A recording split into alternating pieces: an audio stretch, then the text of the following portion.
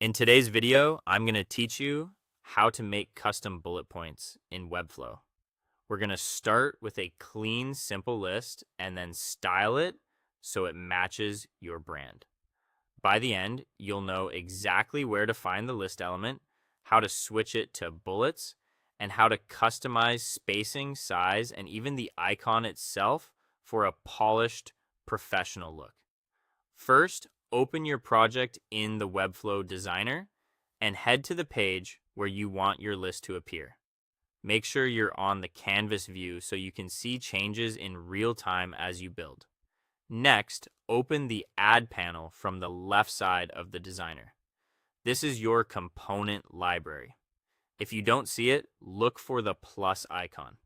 The Add panel is where you'll find core elements like headings, paragraphs, and for this tutorial, the list component we'll be using.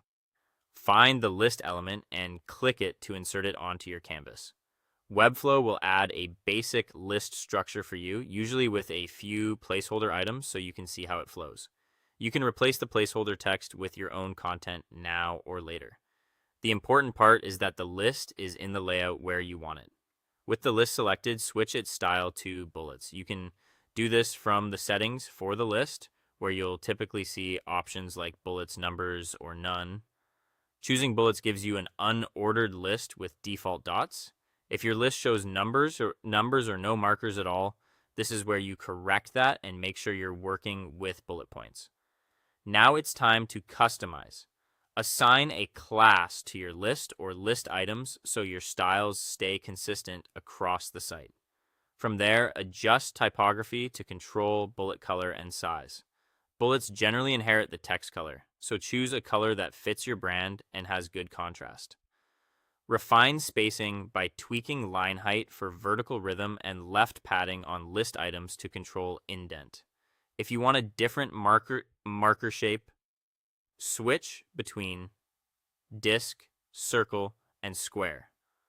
For fully custom icons, you can hide the default bullets and use a before marker with an emoji or a small SVG for a branded look. Keep your bullets aligned by ensuring consistent padding and check how they look on tablet and mobile breakpoints. So text wraps neatly without overlapping the marker. That's it.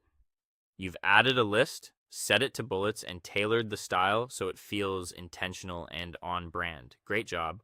And enjoy your cleaner, more distinctive bullet points in Webflow.